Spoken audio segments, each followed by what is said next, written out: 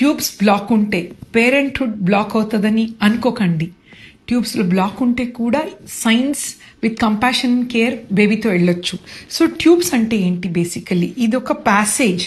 Egg అనేది ovulation టైంలో విడుదలై ట్యూబ్స్లో వెళ్తాయి. 36 hours, దట్ ఈస్ 1.5 days ఉంటుంది. స్పర్మ్స్ అనేది ఓవ్యులేషన్ టైంలో ఇద్దరు హస్బెండ్ అండ్ వైఫ్ టుగెదర్ ఉంటే 5 days ఉంటుంది స్పర్మ్స్ బాడీలో. సో బేబీ అనేది ట్యూబ్స్లోనే ఫామ్ అవుతుంది.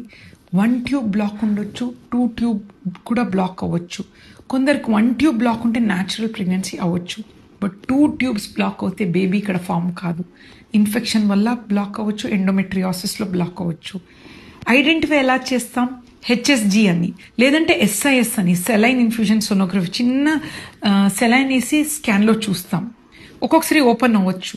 ఓపెన్ కాకుండా బ్లాకే ఉందంటే IVF అనేది ఇంపార్టెంట్ అండి. ఎగ్ తీసి స్పర్మ్ తీసి ట్యూబ్స్ అవసరమే లేదు, బేబీ ఫామ్ చేసి పెట్టేస్తాం.